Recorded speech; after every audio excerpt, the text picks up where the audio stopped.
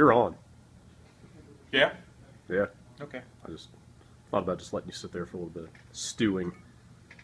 Hang on, my phone just... Oh. I'm just going to spin in this chair. Someone joined Quiz Up. So... Is that any good? Yeah. I should play that. I have that. It's the questions get a little repetitive and some of them are misspelled. And like I've had a couple that are just straight up wrong, but generally speaking, it's pretty good. So I'm gonna turn your monitor off real quick so you don't blow out this video. There you go. Yeah. Let's talk about the Vita TV. Let's talk about the Vita TV. This is a really small box. It is. So yeah, let's get into this thing.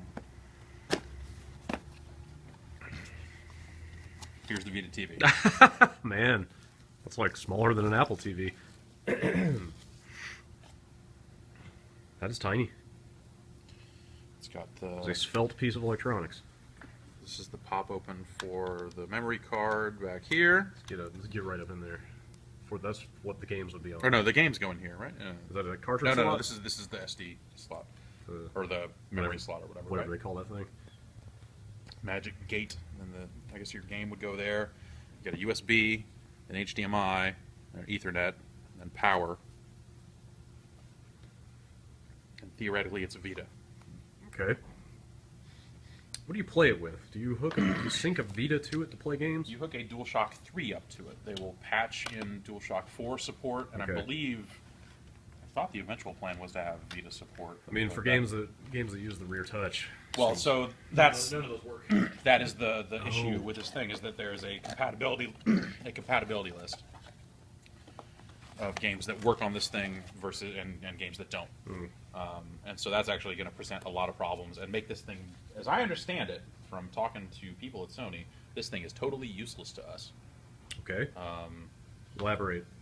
So we got a HDMI cable. Nice that everyone just includes one now. They're like, all right, yeah, you're right, we should. Yeah, they're only like 50 cents. Yeah. And this, all right, and a Vita power adapter. And that's it. There's this little manual here. So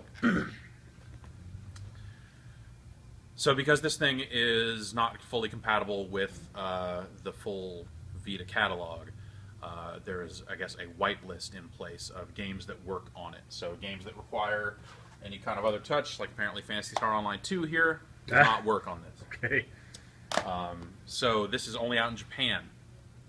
So they have only done the whitelist work for Japanese releases. Ah.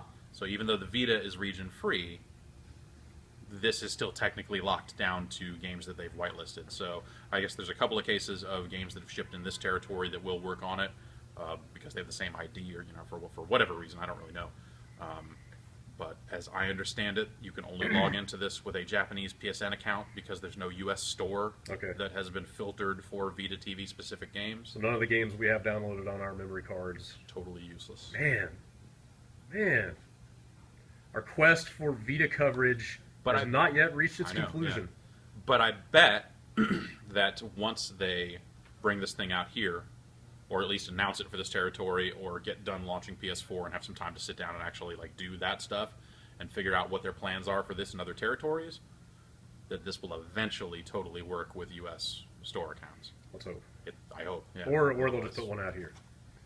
Yeah, or you might have to get another one. But I bet the case will be that as soon as there is a U.S. filtered store for this thing to touch, it'll all turn on. That's my guess. All right. Because they're not deliberately going out there and region locking this. There's no reason for that. So it's really fucking small. We'll keep our fingers crossed. So imagine using the Vita Remote Play feature on this to just bring PS4 to the other TVs in your house. Yes. That'd be kind of cool. Yeah. Maybe. It probably wouldn't look great blown up. Well, I don't know. This thing spits out 720. Really? Is that the limitation? I guess it wouldn't necessarily say on the box, but... Remote Play is limited to 30 frames a second also, right? Right, so, it obviously would not be ideal, but, if you're not interested in moving PS4 from one TV to another, or you are playing over a network or something weird like that could be cool. But yeah, I mean, I'll hook it up and give it a go. But my understanding from talking to people who would know is that this is not going to do us any good. Great. So, Well, in the meantime, use it to weigh down some papers on your desk. it won't weigh down very many. This thing is crazy. This thing is fucking small. It's kind of awesome. Let me hold it. That's pretty light. Yeah. That's definitely less than a pound, I think, or thereabouts. Yeah. It's like a bring back side talking Vita TV style. Who's with me? Yeah. He's in.